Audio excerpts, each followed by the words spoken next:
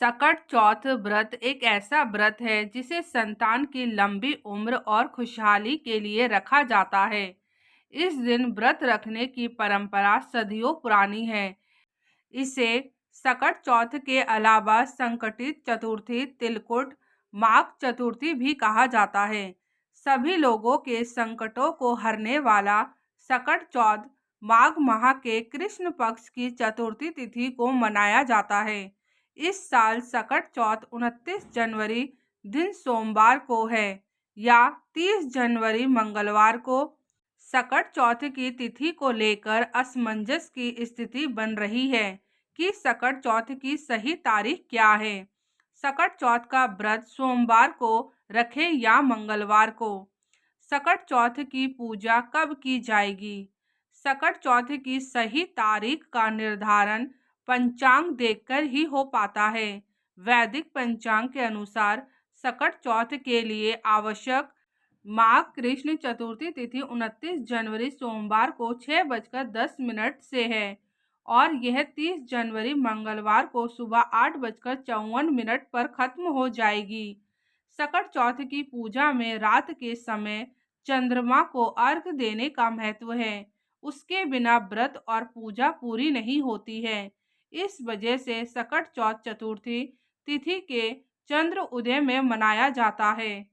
इस आधार पर सकट चौथ सोमवार यानी 29 जनवरी को मनाना चाहिए।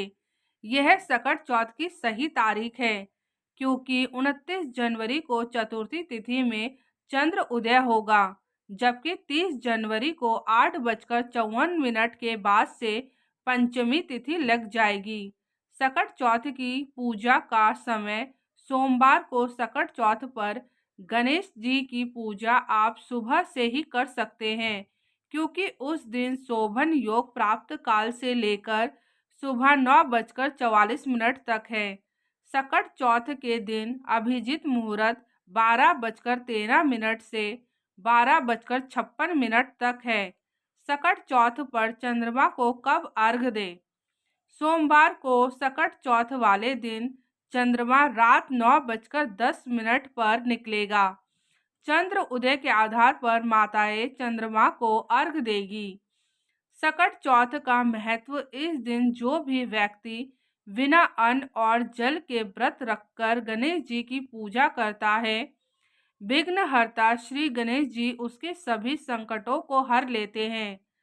संतान की लंबी उम्र, सौभाग्य में वृद्धि के लिए ये व्रत बहुत महत्वपूर्ण माना जाता है। लेकिन इसके साथ ही सकट चौथ की कथा सुननी भी बहुत ज़रूरी है। कथा के बिना व्रत का कोई महत्व नहीं होता। कथा के बिना व्रत आधा अधूरा माना जाता है। पौराणिक कथा के अनुसार एक नगर में साहूकार और उसकी पत्नी रहते थे। दोनों का धर्म कर्म के काम में मन नहीं लगता था। एक दिन साहूकारनी अपने पड़ोसन के घर गई। पड़ोसन को सकट चौथ की पूजा कर उसने इस व्रत का महत्व पूछा। साहूकारनी को सकट चौथ व्रत या तिलकुटा चौथ व्रत की महिमा बताते हुए पड़ोसन बोली कि गणपति जी की कृपा से व्यक्ति को अखंड सौभाग्य, पुत्र, धन धान्य, वृद्धि सिद्धि सब कुछ प्राप्त होता है।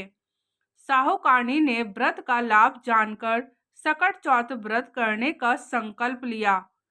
साहूकारनी ने कहा कि वह मां बनती है तो सकट चौथ व्रत करेगी और गणेश जी को 1.25 सेर तिलकुट चढ़ाएगी। गणेश जी की कृपा से वह गर्भवती हो गई। अब साहूकारनी की लालच और बढ़ गया। उसने कहा कि उसे बेटा हुआ तो 2.5 सेर तिलकुट चढ़ाएगी। साहूकारनी को एक सुयोग्य पुत्र की प्राप्ति हुई। फिर उसकी लालसा बढ़ गई। अब वह बोली कि अगर उसके बेटे का विवाह हो जाता है तो वह 5.25 सेर तिलकुट चढ़ाएगी। गजानन के वरदान से उसका विवाह भी तय हो गया, लेकिन तब भी उसने व्रत नहीं किया।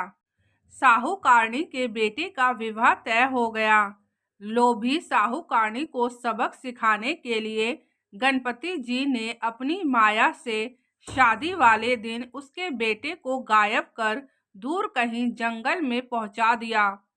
माता पिता और सभी वर के गुम हो जाने पर चिंतित होने लगे। विवाह टल गया। एक दिन साहूकारनी को होने वाली बहू सखियों संग जंगल में दुर्वा लेने गई थी। उसे देखकर साहूकारनी के बेटे ने आवाज भी दी, लेकिन वह सभी डर के वहां से चली गई और इस घटना के बारे में अपनी माँ को बताया। गांव वालों और साहूकारनी के संबंधियों ने वहां जाकर देखा तो उनका दामाद घने जंगल में एक पेड़ पर बैठा था। उसने सभी को अपनी माँ की गलती बताई और कहा कि माँ ने सकट चौथ व्रत करने का वचन दिया था, लेकिन उसे पूरा नहीं किया, जिसके कारण सकट देव क्रोधित हो उठे। साहूकारनी को जब ये बात पता चली तो उसे अपनी गलती का एहसास हुआ और उसने गणपति जी से क्षमा याचना कर सकट चौथ का व्रत और तिलकुट किया। गणेश जी ने साहूकारनी को माफ कर दिया और उसका बेटा भी सही सलामत घर आ गया। कहते हैं कि सकट चौथ के व्रत के प्रभाव से संतान पर कभी कोई आँच नहीं आती।